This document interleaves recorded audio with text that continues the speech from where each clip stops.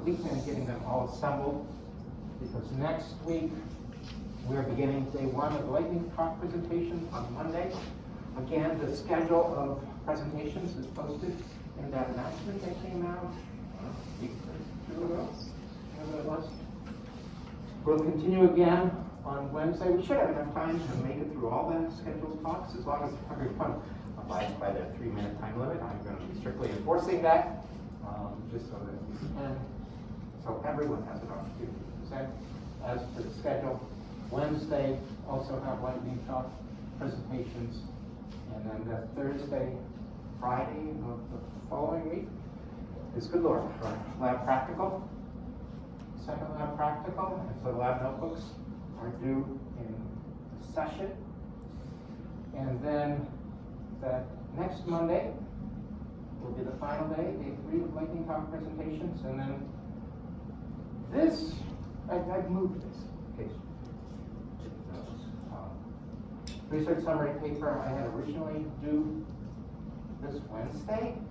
Over the weekend I was thinking about that and looking at this, right, what our upcoming schedule is, and having it due earlier I thought was maybe a bit rushed and a bit, overlapping with other things going on. So I've extended that. I believe there are some already submitted. So that's fantastic. You've already got it done. If you're going to get it done, submit it. I think when I looked at the schedule, I was also thinking about our grading, right? And we're going to have a third exam to grade, a lab practical to grade, and research summary papers to grade. And that's why I kind of had this earlier, so that I could get some of the grading in on the papers before the exams come back at all. So I did move it, but if you get it submitted early, I may be able to grade it early, which would be good for me, but good for you because you also get it submitted. You can focus on other responsibilities and objectives that you have. That day 2, the exam opens. I know it's immediately following the papers due, but you have then until the 23rd to complete the exam. All right. Any questions about remaining things? Oh, before I answer any questions, one thing I do want to say. So we have Ricardo is giving the guest lecture on Wednesday. We have lightning talk presentations. And first of all, attendance at these is, I know you all regularly attend, but your attendance at these is fantastic and expected.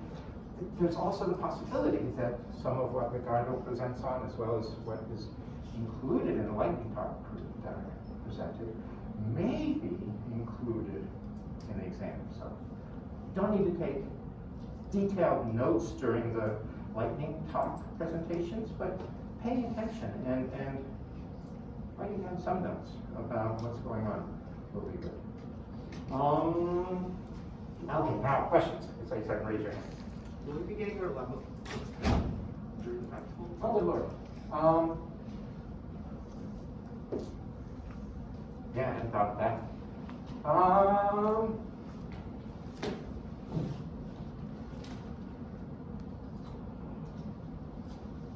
That's going to be tough.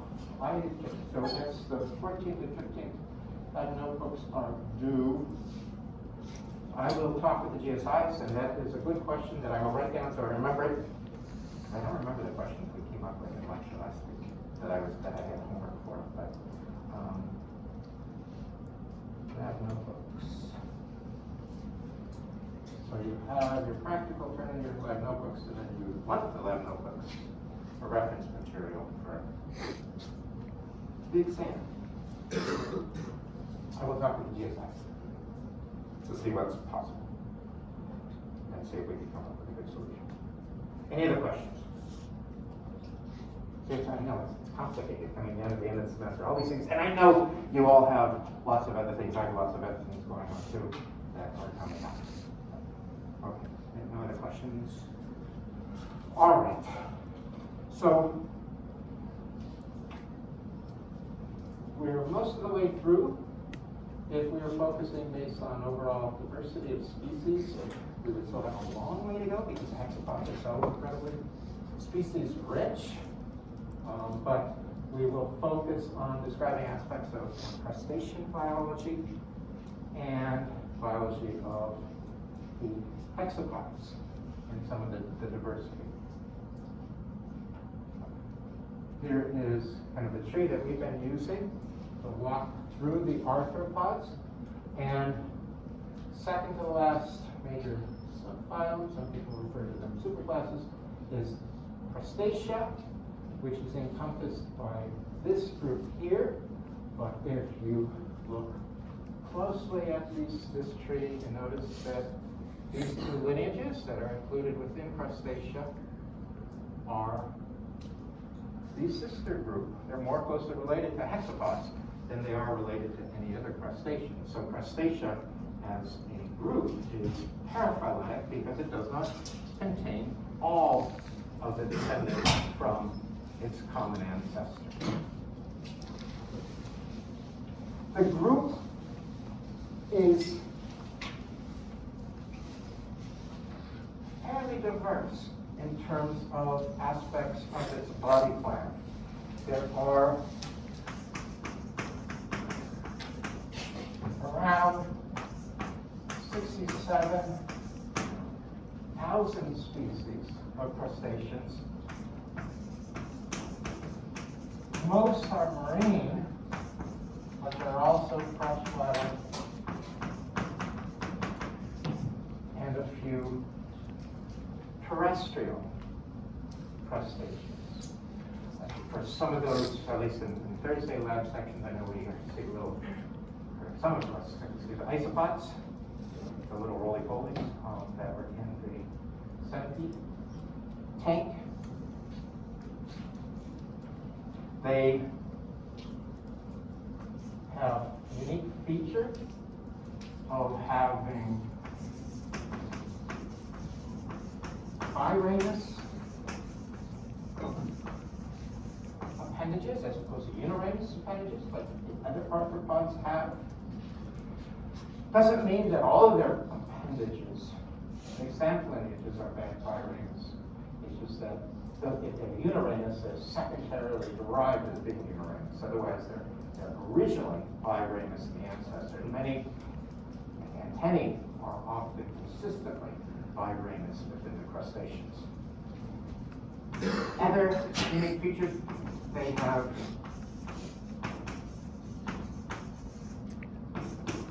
two antennae. To illustrate, hexapods and myriapods have one pair of antennae. Crustaceans have two pairs. And the assumption is this represents the ancestral condition, and the single antennae are derived within the myriapods and the hexapods. Then they have typically a head that bears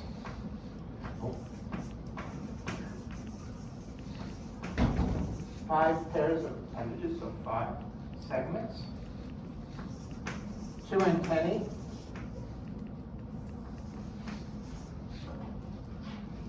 And then the mouth parts, mandibles, and 2 maxillae.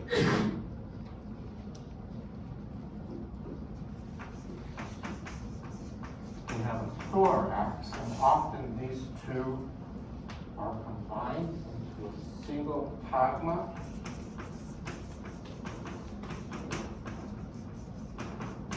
Cephalothorax. The thorax typically bears 8 segments with appendages. The first 3 are generally used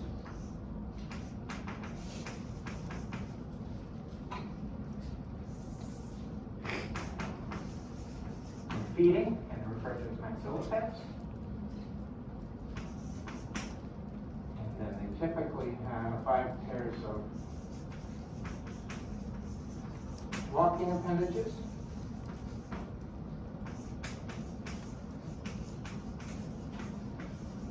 That are known as periopods.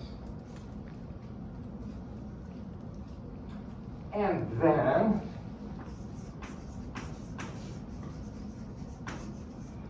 abdomen typically with 6 segments bearing appendages that are typically swimming appendages.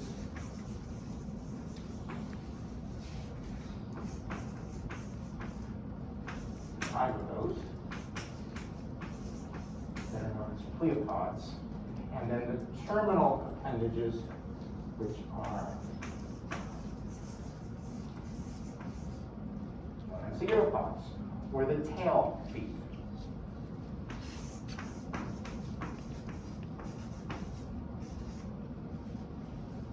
So a number of segments, number of different types of appendages associated with the head, thorax, and abdomen. The other unique feature of crustaceans is an aspect of their development.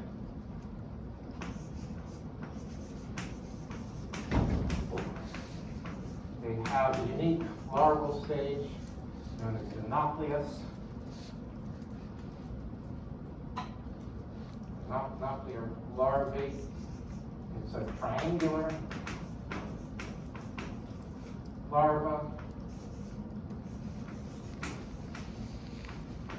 with 3 appendages, and then a medial isopod. Isopod is right in the middle. And then aspects of morphological diversity, there is a lot of variation on that theme I presented. So in many groups we see the diagnostic appendages and features. In others, we don't. This one is almost polychaete-like. It's remipede. Others bear no resemblance to other arthropods, not even just crustaceans, but other arthropods.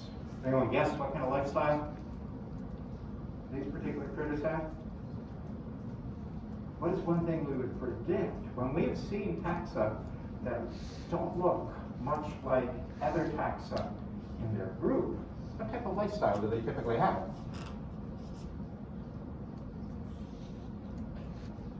Parasitic or sedimentary, usually? Parasitic or sedentary, right? Like sedentary. I gotta think about that. But exactly, parasitic. Oftentimes with parasitic species, we have considerable reduction in aspects of their morphological features and so forth. And this is one example here of a crustacean that is parasitic with other groups and bears no appendages. It doesn't even look arthropod-like. It bears appendages during early life history stages, larval stages, but they're not even segmented appendages, jointed appendages. They're just single appendages that emerge without a joint. So they're very un-arthropod-like. So in the course of the lecture today, I'm going to go through these groups and break them down into the 3 major groups. Xenocarid, xenophobia, fear of different things. These are, carid refers to shrimp. So these are strange shrimp, and it's a rather small assemblage of remipedes and cephalocarids. But it is the sister group, at least based on this phylogeny, the sister group to the hexapods. Then we have oligostrata. Oligo, we've seen that term before. Few. Strata, shells. These are few shelled beasts. And then the very crustacea, the true crustacean. That is where most of the diversity in this group falls out. Again, it's just to reiterate aspects. I know we've seen this previously, but the appendages in crustaceans are biramous. They're appendages. Imagine if we had biramous appendages, we would have an additional arm coming out at the base of our arm. Whereas other arthropods only have a single branching appendages, so there's only one part to it. Various crustaceans have biramous appendages, and they also have, we'll be able to see this in lab this week with the crabs, there may be various extensions. This isn't part of the biramous aspect to them, but there may be extensions to the bases of these appendages that function as gills, or as we'll see also bailers for the areas where the gills are held within crabs. So there can be various modification to the base of these appendages. And this is life cycle of a shrimp showing the nuclear larval stage. Can't really see that there is there. Isopods, this must be segments of the gut. But then these three highly branched appendages that are emerging from this unique larval stage to crustaceans. And most crustaceans exhibit this life history stage. Not all, but many do. They subsequently go through various molts in which there may be a variety of different larval types that the particular species develops into, protozoal stages, lysis stages. There are megalops stages. This is a megalops larva. You can see the little chelate first walking appendages. This is actually of a crab. Crabs, do they have an abdomen?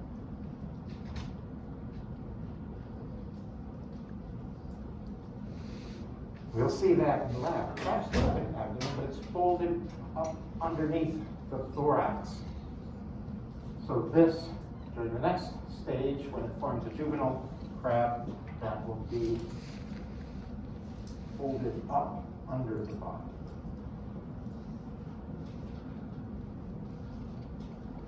All right, so these are the different groups. I'm mostly going to briefly introduce these groups today. They're not all of the groups. There are a number of different orders of crustaceans that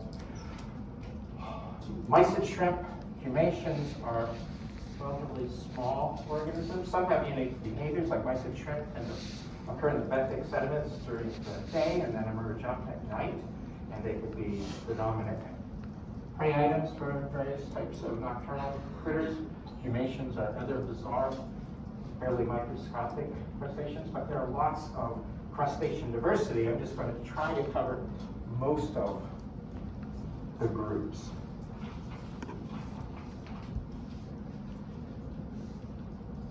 So the first major group, and I should preface this too, there are alternative interpretations about phylogenetic relationships. So some of the classes that I'm presenting today are those that are represented in the text, but may not be consistently, these groupings may not be consistently observed in molecular phylogenetic results that we're looking at. But this is the phylogeny that our text utilizes, as well as the phylogeny that I've been showing within the tree, the large tree of all the arthropods. So Oligostrata is the first major group. Oligo means few, strata shells. These are the few-shelled crustaceans. This is a group that, for the most part, are all dioecious. Most crustaceans tend to be dioecious. There are exceptions. Xenopterids are one. Other are the barnacles. They're hermaphroditic as well. But oligostratans, most of these are dioecious. They include a group known as ostracods, or popularly known as seed shrimp. The name ostracod just simply means that they have a shell, straco. They have a shell. They have prominent antennae, but looking at the body, there's no example, there's no evidence of any distinct segments within them. They also have a two-part carapace. So these are bivalve crustaceans that have a shell. It's hard to one of those has been removed here. These are see-through, so it's hard to visualize, but you can see the outline of the right-hand shell of this piece, but very little internal segmentation. The large that's the bottom.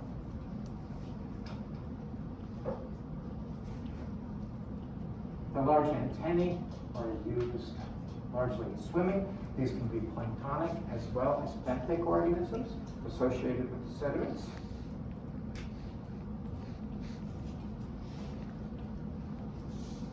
Within the group, there are very species-rich group. 13,000 species are recognized.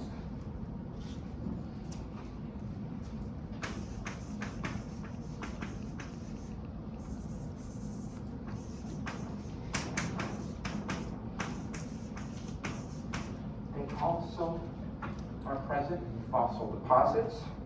There are more than 70,000 extinct species that have been described. They're both marine and freshwater.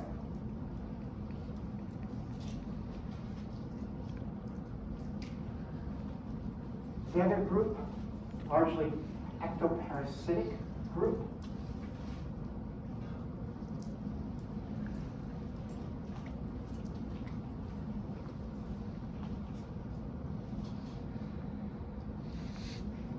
I keep pressing the button. I'm trying to hold too many things. Branchiura. Who can translate that name for me?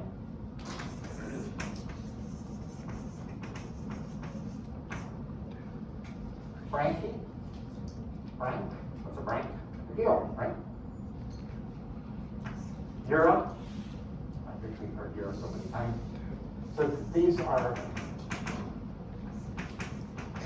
literally translated as gill tails, though they do not possess a true gill. I assume it was named for the particular Uropods that they showed that looked gill-like, but they do not possess gills. These are commonly known as fish lice because they tend to be ectoparasites of fishes. You can see in the image over here,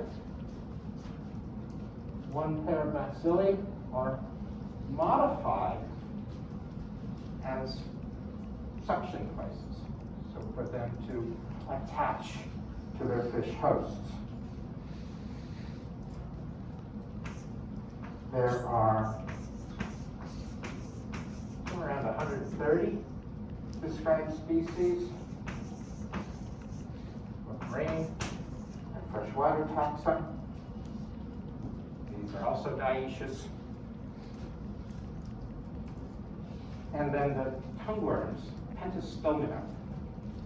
Penta, 5, stoma, mouth, ida means kind of little. So 5 little mouths is what they're named. It's another misnomer. Branchiura is a misnomer. Pentastomata is a misnomer because they do not have 5 little mouths. These are known as tongueworms. And the 5 mouths are due to the fact that on their anterior region, they have these 5 little protuberances, one of which actually is a mouth, and the other are little hooks.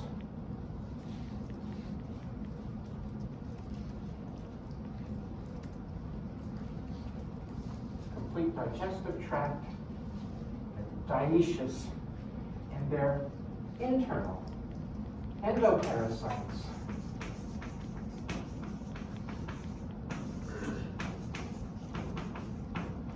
of, at least today, various vertebrates. They are found in, or specimens resemble them, are found in old Paleozoic deposits prior to the emergence of many of these vertebrates that they're parasitizing today. Predominant group that they parasitize are reptiles. And they occur, it's a nasty photo, I apologize, but they occur within nasal passages and the lungs of various vertebrate species. Some mammals as well. Their life cycle involves dioicy, where there's separate males and females. They're often sexually dimorphic, a much larger female, much smaller male. They mate inside a host, and then early embryonic stages emerge from the host, either through, these are in the respiratory tract, either through saliva or exudates from the respiratory system. They then may be eaten by an intermediate host, where they subsequently develop, and if that is eaten by the final host, that's where sexual reproduction takes place. There's a unique story so most of them require an intermediate host in order to complete their development, but there have been reports within reindeer of pentastomid infection in which the embryonic and larval stages occur in the female, and they can infect embryos of the reindeer within the female host. So it's a unique case where there's the evolution of the lack of a need for an intermediate host. And this group, again, like I mentioned in the very beginning, it bears no resemblance to arthropods. The earlier larval stages have appendages, but they are not jointed. So they don't exhibit the arthropod-like feature that gives the phylum its name. Some of the features that suggested they were arthropods is that they do bear a cuticle that is molting. So there were some early hints that these represent arthropods. Phylogenetic investigations have placed them as a close group to the branchiurans.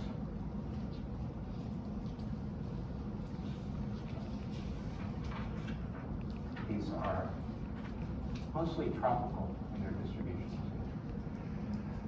I don't think they're any that infect humans, but there may be some incidences of parasitization in improper hosts, but I'm not positive about that. The xenocarids, really quick, this is a really small group. They include the remipedes, forefoot, that are, again, they look very similar to some of the polychaete annelids we've seen. For remipedes, they are not very species-rich group. Neither of these groups are. Remipedes, there are 29 described species. They occur tropical marine caves. Aspects of their morphology, they have a number of segments that bear jointed appendages, so they're clearly not annelids, but they show no tagmata or no distinctions amongst the different segments along their length.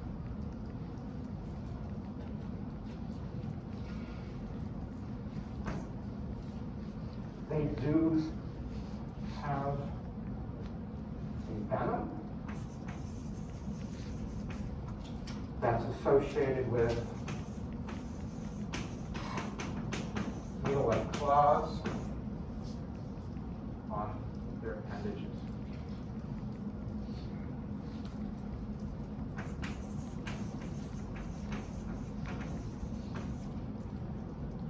xenocarids are mostly unique among crustaceans in that they are all monoecious, or at least what's known for them. The other group that's monoecious, all monoecious are the barnacles, the castracans, cirripedes. They're also monoecious. Cephalocarid literally translates to head shrimp, but they're popularly known as horseshoe shrimp.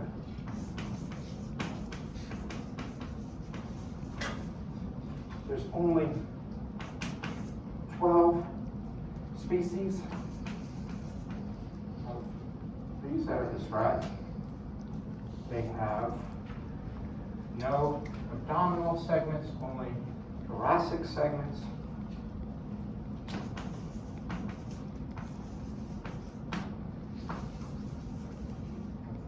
Abdominal appendages.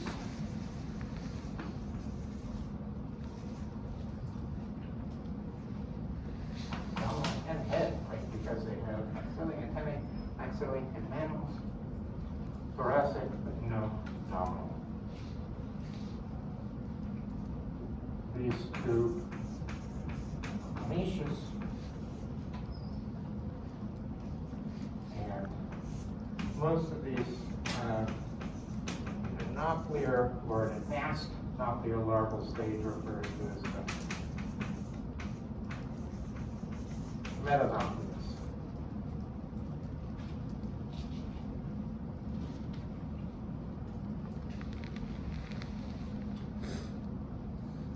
The berry crustaceans include, and this is more of a correct name, the brachiopods, literally gill feet.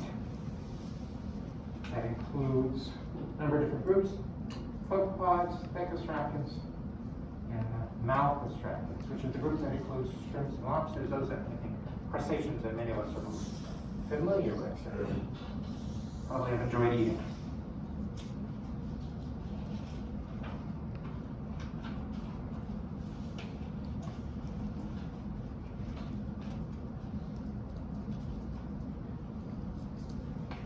So that first group, the brachiopods, not brachiopods, it's very similar to brachiopods, I know. Taxonomy is horrible because many names are similar. And one change in a letter makes a completely different phylum. But these are brachiopods instead of brachiopods. Brach for arm, the arm foot. Beast, where these are gill-footed beasts.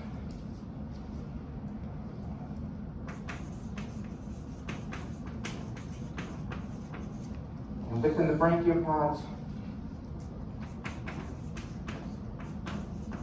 thoracic appendages are usually flattened.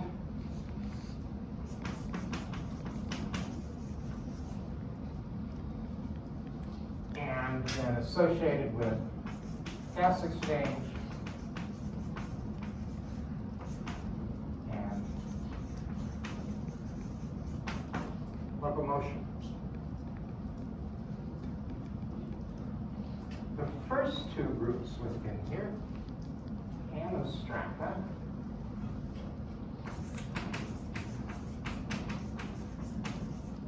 and Notostrata. Anostrata without shell, Notostrata or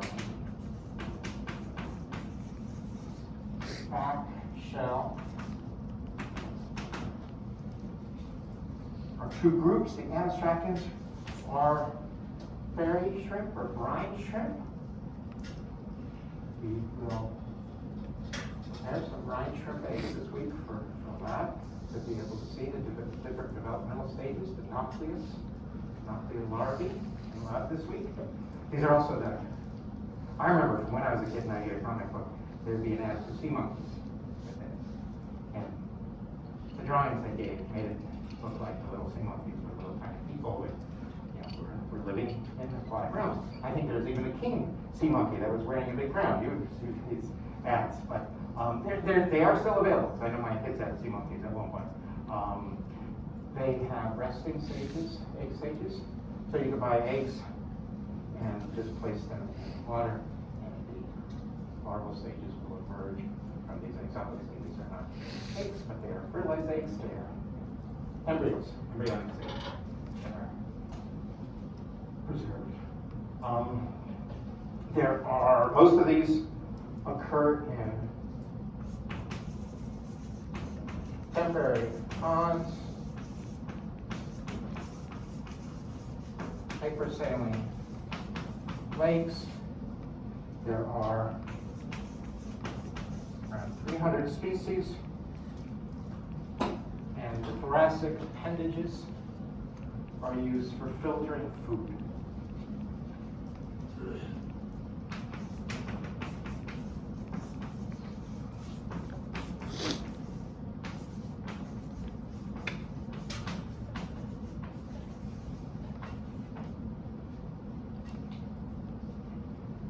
The notostraca, which are collectively known as tadpole shrimp, are bizarre little crustaceans that bear almost exact resemblance in aspects of their morphology to fossil crustaceans that are found dating into the Paleozoic. So they're considered a living fossil group.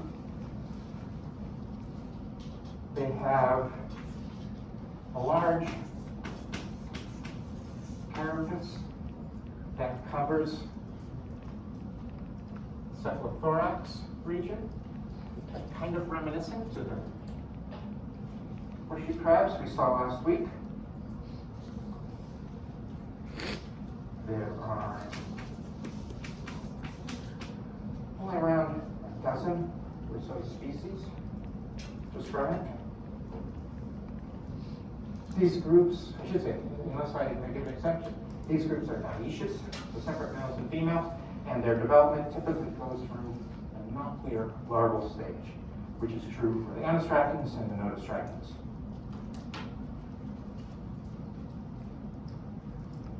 Diplostrata, we've already had one bivalve crustacean, the Arthropods. We have a couple of additional ones that are close relatives of each other. Conchostracans, which are the clam shrimps, and the cladocerans, which are these water fleas. Cladocera, referring to these branched appendages here. The antennae are highly branched within cladocerans. Conchostracans, clam shrimp, because they have little bivalve carapaces that resemble those of clams.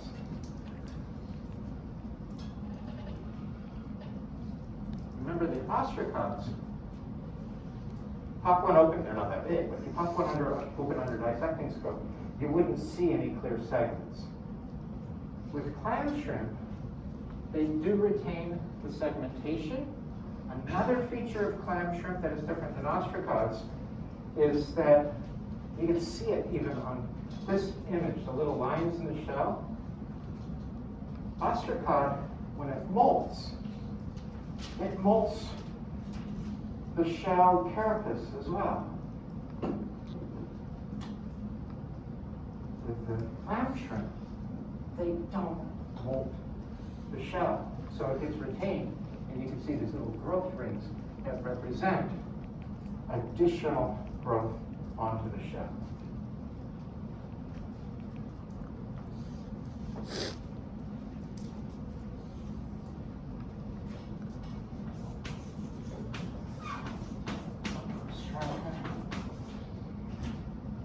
There are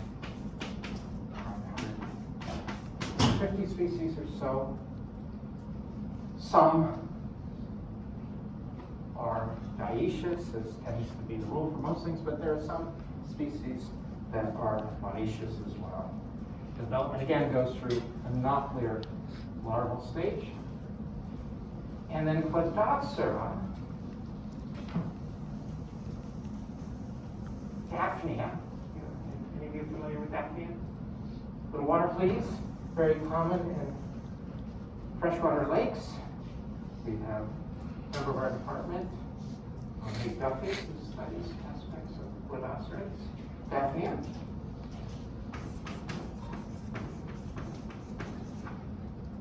And they're popularly known as water fleas. They're relatively common in freshwater habitats. They do occur in marine, though they're usually quite rare. There are around 600 species. They're an important component of zooplankton in lakes, so they're an important part of the network of interacting species within lake environments.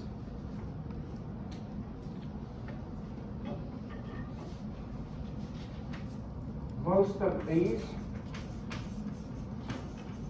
are dioecious, but they also engage in parthenogenesis. Talked about already with a few different groups. Rutherford's, for example. One of the cool things is that the brine shrimp do this, where they have a resting stage egg. Cladocerans too have resting stage eggs. So if you go and sample in a body of water, obviously the current generation is living and alive within that water body, but then they deposit these resting eggs in sediments. And so you, depending on how deep into the sediment you go, you could get older and older resting stages of that. You can take, that was a fine one. You could take that sediment and you could take the resting stages out of the sediment. You could expose them to light and they will come to life, which is really cool because then you can go through and resurrect, bring back to life Daphnia cladocerans from different ages. And you can do cool things like this paper did, where they're interested in how older lineages of these cladocerans from the same lake responded to temperature challenges. And so they took these cladocerans, Daphnia, from different depths and then exposed them to different temperatures and essentially just measured survival. Resurrected ancient Daphnia genotypes show reduced thermal stress tolerance compared to modern descendants. This is what they found. So they exposed them to different temperatures and just measured how many of the individuals survived. I don't know what their sample sizes were. They had modern samples that are represented in the black circle here that were probably from about 2005. Relatively recent assemblages, individuals that probably 50 years old at this time, 45 or so years old when they did this study. And then ancient, so deeper down in the sediments that represented populations from about 1600. This is such an exciting prospect because you can compare aspects of how genes have evolved in that short little time, and you also look at their physiological performance compared to modern. And what you can see, these are the recent and modern samples. They do very well at 28, as do the ancient ones at about 32 degrees. Recent and modern ones, still high survivorship, but only about 75% or so of the ancient ones have survived. And then it cuts down considerably at 34 degrees, where we've got very little reduction. That first, for the recent and the modern. And then, of course, at too high temperatures, none of them do very well. But differences in aspects of their physiology. Assuming that these are the descendants of these ancient ones, and that perhaps they've been selected for increased thermal tolerance in recent years. Studies like this are really cool. And I wanted to give this example because this is what I expect for your lightning talks. right? I gave a little introduction to the questions they were asking. I didn't give too much methodology. I only used 2 slides to do this. But just to walk us through the full findings that your paper is presenting, right? But anyway, this is a really cool study too. Even if I wasn't prepared for your lightning talk presentations, I would have showed this example because it's amazing what you can do with these resurrecting things. A lot of people do that with bacterial populations where they're exposing them to different selective pressures and then preserving them at different periods of time over the experiment. And then they can take the old bacteria, bring them back out of the freezer, and they will be alive again, and then compare them to the most recent generations to see how aspects of their physiology, their performance change through time. And you can do that with these data, which is really cool. I can't do this with my snails. All right, so those are the brachiopods. Copepods. Copepods are super abundant as zooplankton. They're probably, in terms of numbers of individuals, one of the most common species on Earth, at least in terms of their dominance within marine waters. They're predominantly marine group.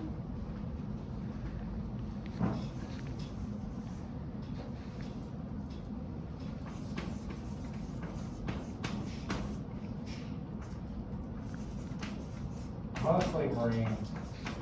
There are a few freshwater species. And some are more than 13,000 species that have been described. They have these relatively large first pair of antennae that are predominantly used in swimming. Most of these are dioecious, and development goes through nuclear stages. The females brood their eggs in egg sacs. There are also, I didn't have the image. I must have eliminated that slide. I've eliminated a few slides to make sure I covered everything today. But within copepods, there are some parasitic forms that occur on fishes as well as a variety of other marine organisms. Barnacles. Sometimes it's surprising for many to think that barnacles are crustaceans. We've had some barnacles in the tanks in the lab for a while because they came with other materials. But if you've had an opportunity to watch a barnacle, you may notice that when it opens, there are little appendages kind of sifting through the water. Barnacles are filter feeding organisms. Most of them cement as larval stages themselves head first to a hard substrate of some sort, be that a rock or skin of a whale, and then they build a series of calcareous plates around them that cover them. So they are firmly affixed to substrates. There are also barnacles that are referred to as gooseneck barnacles because they somewhat resemble, I guess, the neck of a goose that settle and then have these calcareous plates on the end of that fleshy stalk. And otherwise, within the case of the barnacle, you can think of a shrimp laying on its back and using its arms to feed.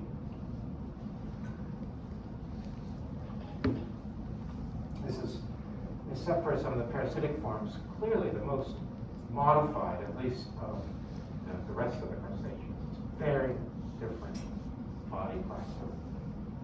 They do not have a head. They're also, this group is all hermaphroditic. All barnacles the Phacostrata, a shell capsule is what it, Phacostrata. The other name for the group, Cirripedia, hairy legs beasts, because their legs are quite hairy, used for filtering material from the water, filter feeding. And development takes place.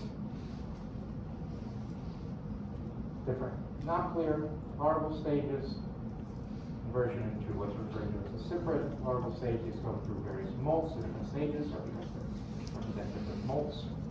Cyprid will attach to a sediment, secrete the shell, and then live as an adult. One thing about, I think it's said that